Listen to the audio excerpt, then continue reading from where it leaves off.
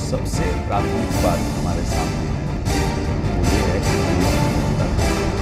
स्थिर सरकार चल You can't imagine. I think destiny Well, that's the decision of the finance minister.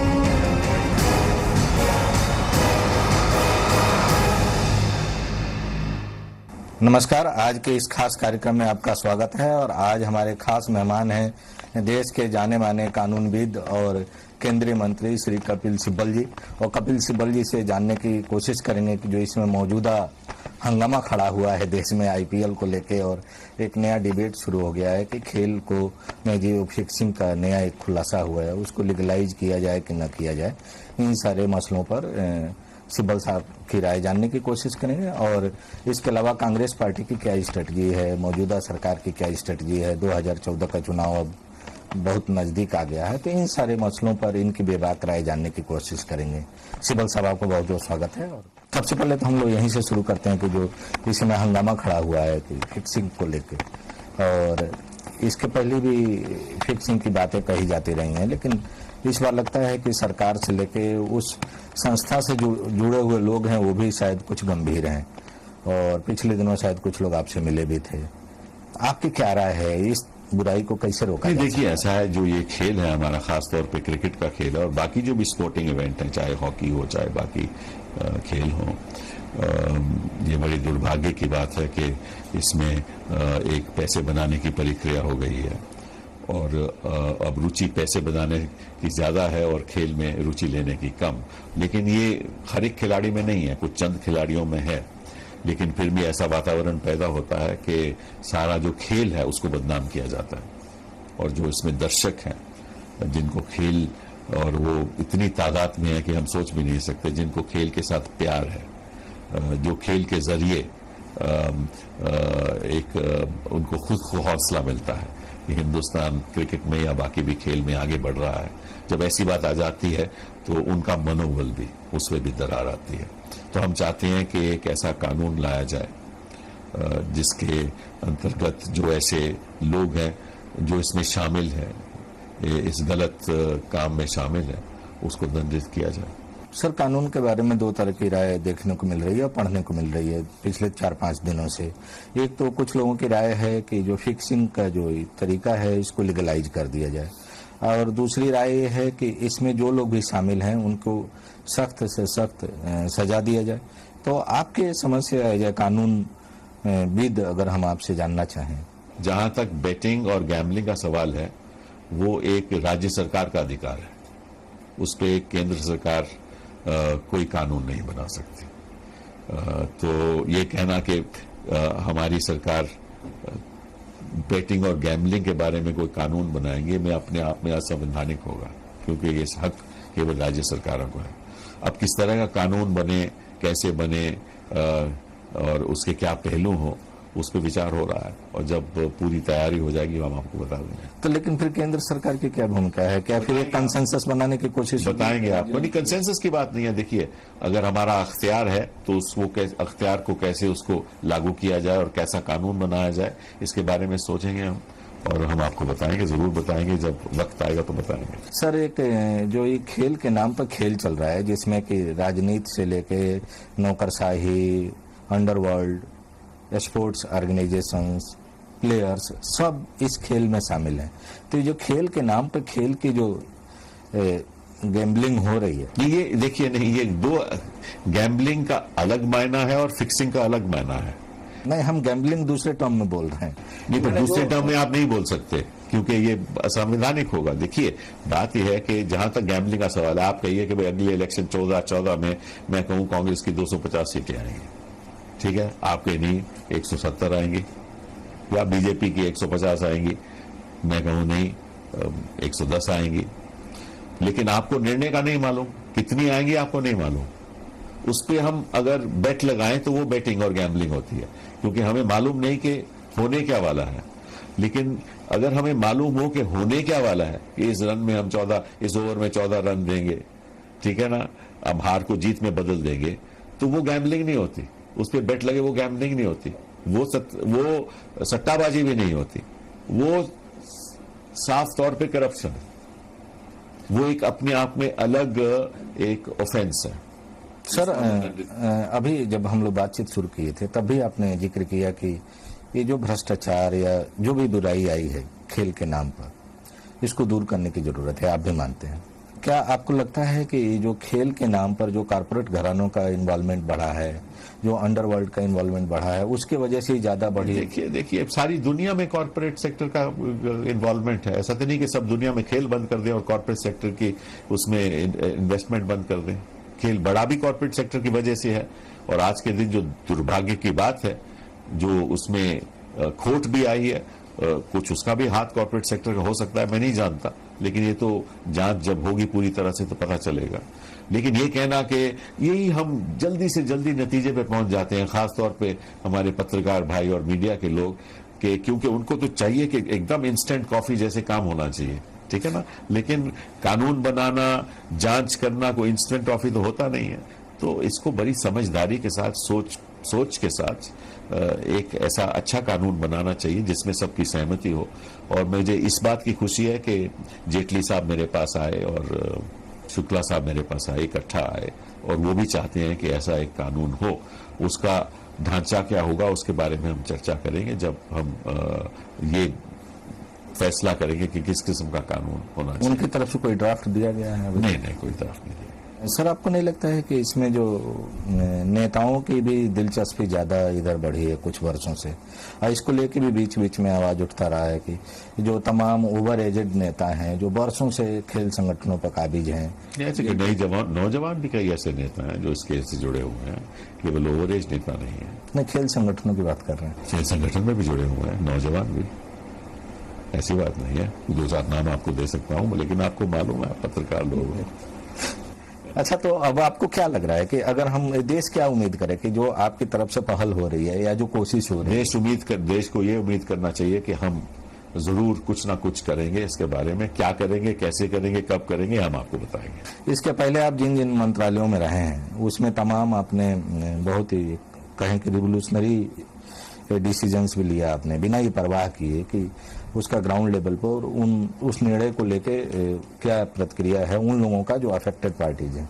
लेकिन आपने मेजॉरिटी का इंटरेस्ट ध्यान में रख के लिया निर्णय, चाहे HRD मिनिस्ट्री हो या आपका जब साइंस टेक्नोलॉजी था। अब जो दोबारा ये कानून मंत्रालय आया है और एकदम, अब क्षमा करिएगा, क्रेडिबिलिटी पर एक संकट आ गया है कानून मंत्रालय के, कानून मंत्री के, और पूरा जुडिशरी और सरकार की क्रेडिबिलिटी पर संकट है, और संस्थाएं अब कठघरे में। देखो, जब हमने संविधान को सुरक्षित रखना है और लोकतंत्र को सुरक्षित रखना है, तो ये हमारी जिम्मेदारी बनती है कि हम उस ढांचे को मजबूत करें, न कि उसको हम बर्बाद करें। हमारे देश में एक फैशन सा चल गया है कि आरोप पे आरोप लगाना, कोई भी संस्था हो, कोई भी व्यक्ति हो, ये एक फैशन ऐसा बन गया है कि जैसे कि मीडिया ही हमारा देश चलाएगा और जो सड़क पे आते हैं लोग वो ही देश चलाएंगे। अगर वो देश चला सकते हैं तो जरूर चलाएं, लेकिन बिना पार्लियामेंट के, बिना लोकतंत्र के, बिना संविधान के, बिना संस्थाओं के देश नहीं चल सकता। तो मेरा जो प्रयास रहेगा इस मंत्रालय में कि जुडिशरी को मजबूत करना, वो विश्वास वापस लाना, लोगों में जो अविश्वास की भावना है उसको विश्वास में बदलना, अपने मंत्रालय में वो ट्रांसपेरेंसी, पारदर्शिता लाना, और लोगों के मनों में भी विश्वास पैदा करना कि हम सही काम करते हैं। ऐसा भी नहीं लोगों को सोचना चाहिए कि हम किसी भी इन्वेस्टिगेशन एजेंसी में दखल अंदाजी करते हैं, वो विश्वास भी वापस लाना।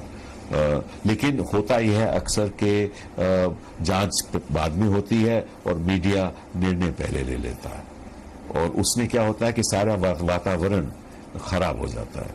तो मैं समझता हूं कि आपको भी एक बहुत भारी जिम्मेदारी सौंपी गई है, हालांकि संविधान के अंतर्गत नहीं, संविधान के बाहर आप ही एक ऐसी संस्था है जो हमारे बीच और लोगों के बीच में एक ब्रिज है, और इस ब्रिज को अगर हम ऐसा बना देंगे कि लोग हमसे नफरत करने लगेंगे या हम लोगों पर विश्वास नहीं करेंगे, तो वो ब्रिज भी टूट जाएगा और संविधान भी खत्म हो जाएगा। तो आपकी भी बहुत भारी जिम्मेदारी है और सभी को विश्वास के आधार पर आगे चलना चाहिए। हमारे देश में एक ऐसा वातावरण हो गया है कि हम अविश्वास के आधार पर आगे बढ़ रहे हैं। अगर आप अपने माता पिता पे विश्वास नहीं करेंगे तो वो परिवार भी नहीं आगे बढ़ेगा। अगर माँ बाप बच्चे पे विश्वास नहीं करेंगे तो बच्चा भी नहीं आगे बढ़ेगा। तो हम एक परिवार है। हाँ, आप क्रिटिसाइज करो, आप आरोप लगाओ, बुनियादी सवाल उठाओ। प्रेसिडेंट ने कल कहा कि पार्लियामेंट में 3Ds की बड़ी जरूरत है, डिबेट, डिस्कस एंड डिसाइड। लेकिन केवल एक D चल रहा है पार्लियामेंट में, डिसरप्ट। तो अगर डिसरप्शन होगी, सोशल डिसरप्शन होगी, मीडिया डिसरप्शन होगी, तो देश कैसे चले? एक छोटा सा ब्रेक लेते हैं और ब्रेक से वापस आने के बाद सिब्बल साहब से जानने की कोशिश करेंगे कि भ्रष्टाचार के बारे में इनका अब नजरिया क्या है, क्योंकि पिछले चुनाव में हम लोग इनसे काफी करीब रह के इनसे इंटरेक्ट किए हैं और भ्रष्टाचार के बारे में इनकी बहुत बेबाक राय हुआ करती थी। जब भी देश में चुनाव होते हैं तो पार्टी की तरफ से गैर कांग्रेसी दलों के भ्रष्टाचार को उजागर करने की जिम्मेदारी इनके कंधे पर रहती है। कपिल सिब्बल साहब को किसी एक जिम्मेदारी को देकर कह दिया जाता है कि अब आप यहीं तक सीमित रहिए। मैं तो एक कांग्रेस पार्टी का कार्यकर्ता हूं, इत्तेफाक से मैं आज मंत्री भी हूं। जो ठोस कदम हम उठाना चाहते हैं उसमें भी कभी कभी रुकावट आ जाती है। पहले तो स्कैम्स का मतलब क्या है?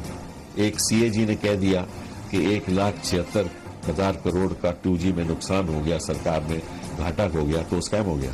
मीडिया चलाता है, ऑपोजिशन कहती है हम भ्रष्ट हैं, तो मीडिया चलाता है कांग्रेस भ्रष्ट है। इनको हमारे साथ तो विरोध हो सकता है, इनको बच्चों के साथ क्या विरोध है? हिंदुस्तान के भविष्य के साथ क्या विरोध है? माने आप भी मानते हैं कि कोलिशन की वजह से काफी दिक्कतें होती हैं?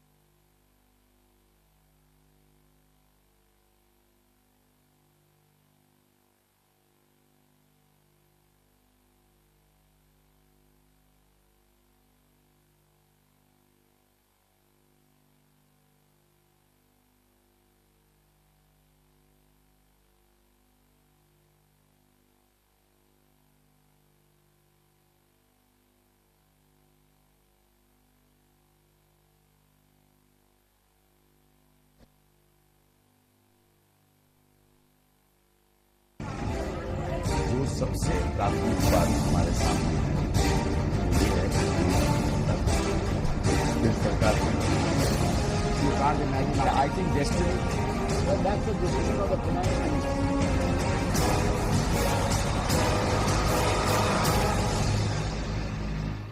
ब्रेक के बाद फिर आपका स्वागत है। और जब हम लोग अभी बात कर रहे थे तो उसमें मीडिया का रोल, भ्रष्टाचार, सारी बातें हम लोग कर रहे थे। आपकी काफी हद तक बातें सही हैं, हम उससे सहमत हैं कि सबको अपने एक संयत और अनुशासन में रह के अपनी भूमिका का निर्वहन करना चाहिए।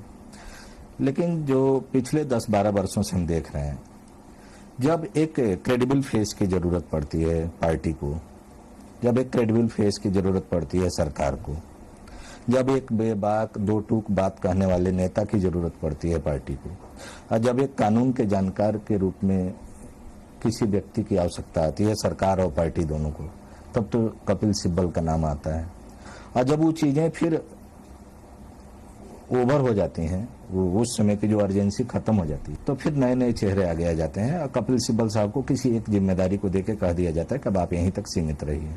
अब 2014 के चुनाव फिर आने वाला है, हम आपको किस रूप में देखने उम्मीद करें? मैं तो एक कांग्रेस पार्टी का कार्यकर्ता हूं, इत्तेफाक से मैं आज मंत्री भी हूं, लेकिन बुनियादी तौर पे मैं कांग्रेस पार्टी का कार्यकर्ता हूं और कांग्रेस पार्टी के लिए हम उसकी प्रोग्रेस के लिए, उन्नति के लिए हम काम करेंगे। पिछले दिनों उत्तर प्रदेश में चुनाव हुए थे जब मायावती की सरकार थी। आपने पूरी मेहनत के साथ उस समय की मुलायम सिंह की सरकार के भी और फिर मायावती की सरकार के भी जितने तरह के प्रशासनिक भ्रष्टाचार हुए थे उसको आपने उजागर किया। हम सब लोग उसके गवाह हैं। और तब आप बार बार कहा करते थे, हम लोग कहते थे कि सिब्बल साहब चुनाव के बाद क्या होगा? क्या फिर तब भी आप इस बात के लिए एडमेंट रहेंगे कि इस तरह के जो भ्रष्टाचार के आरोपी लोग हों उनसे किसी तरह की साठगांठ? देखिए बिल्कुल। और हुआ क्या उसके बाद? आपके सामने है, देश के सामने है। आपने बात सही की कि भ्रष्टाचार के खिलाफ जो लड़ाई है वो राष्ट्रीय स्तर की लड़ाई है। देखिए, भ्रष्टाचार में केवल सरकार ही नहीं शामिल, क्रिकेटर्स भी शामिल हैं, बिजनेस कम्युनिटी भी शामिल है, एकेडमिक्स भी शामिल हैं, पत्रकार भी शामिल हैं। भ्रष्टाचार एक राष्ट्रीय मुद्दा है और हम सबको एकजुट होकर भ्रष्टाचार के खिलाफ एक संगठन लड़ाई लड़नी है। अब आपने बात भ्रष्टाचार की तो कर दी, लेकिन होता क्या है कि जब सरकार के पास एब्सोल्यूट मेजॉरिटी नहीं होती, लोकसभा में नहीं होती, राज्यसभा में नहीं होती और बाकी दल आपका सहयोग करते हैं, तो निश्चित रूप से जो ठोस कदम हम उठाना चाहते हैं उसमें भी कभी कभी रुकावट आ जाती है। लेकिन हमारा प्रयास, हमारी सरकार का प्रयास ये भी रहा है कि किसी तरीके से एक अच्छा लोकपाल कानून लाया जाए और हम ही ऐसी सरकार है, और मैं ये दात अपनी सोनिया जी को, प्रधानमंत्री जी को देता हूं कि हम ही ऐसी सरकार है, जब भी हम देखते हैं कि किसी मंत्री ने कोई ऐसा काम किया है जो चाहे वो भ्रष्टाचार प्रूव हुआ हो या ना हुआ हो, लेकिन फिर भी हमें ऐसा लगता है कि वो काम सही नहीं है, तो हम तुरंत उसकी रेजिग्नेशन मांगते हैं। 4 हमारे मंत्री ऐसे हैं जिन्होंने अपने पद था वो त्याग दिया हमारे कहने पे। तो हमारी एक ऐसी पार्टी है जो ये काम करती है। लेकिन अगर आप मुझसे सच से पूछो कि क्या हम उस स्तर तक भ्रष्टाचार के खिलाफ लड़ाई लड़ पा रहे हैं या नहीं, तो मैं सच कहूंगा कि ये बात आपकी सही है, हम नहीं लड़ पा रहे। लेकिन हमारी ही एक पार्टी है जो लड़ भी रही है कुछ हद तक, जिस हद तक हम लड़ भी रही है। हम कर्नाटका जैसे नहीं है कि वहां एक आदमी पकड़ा गया, रिपोर्ट आ गई, फिर भी एक ऐसी पार्टी है जिन्होंने कहा कि नहीं हम उसको नहीं जाने देंगे, जब वो खुद नहीं चले गया। तो कहने का मतलब यह है कि इसकी लड़ाई और तेजी से होनी चाहिए। जो आपके राजनीतिक विरोधी हैं उनके पास एक लंबी चौड़ी फहरिस्त है आरोपों की। आपकी भाषा में कहें तो कथित रूप से भ्रष्टाचार संबंधी आरोपों की, चाहे वो 2G स्कैम हो, CWG स्कैम हो, इस तरह के सीरीज ऑफ जो स्कैम्स की बात कही जा रही है। कांग्रेस पार्टी अब चुनाव की तैयारी में है। अभी पिछले दिनों राहुल जी का एक दिल्ली के आप लोगों के साथ बैठक हुई है। क्या स्ट्रेटजी बन रही है, किस तरह से? नहीं, देखिए, पहले तो मैं स्कैम्स का मतलब क्या है।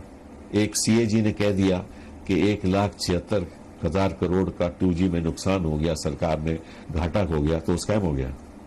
मतलब कि CAG कह दे तो स्कैम बन गया, और उसको अगर मीडिया दोहरा दे तो उसका स्कैम बन गया। अब आपको पहले ये तय करना होगा स्कैम का मतलब क्या है। अगर कोई आदमी, किसी ने कोई भ्रष्ट काम किया है तो उसके पीछे आप जाओ, लेकिन अगर आप पॉलिसी फ्रेमवर्क, नीति के आधार पे कह दो कि ये नीति गलत थी, आपको दूसरी नीति अपनानी चाहिए थी, और अगर वो नीति अपनाते तो आप सरकार को इतना पैसा मिल जाता, मैं समझता हूं उससे भ्रष्टाचार से कोई लेना देना नहीं। ठीक है ना। अभी आज तक किसी एक व्यक्ति के खिलाफ कोई भ्रष्ट बात प्रूव नहीं हुई। बंगारू लक्ष्मण के खिलाफ हुई, ठीक है ना, और बाकी लोगों के खिलाफ हुई, लेकिन हमारी सरकार में कोई ऐसी किसी के खिलाफ अभी तक कुछ प्रूव नहीं हुआ। अशोक चौहान साहब के खिलाफ भी कुछ प्रूव नहीं हुआ, लेकिन उन्होंने चीफ मिनिस्टर का पद त्याग दिया।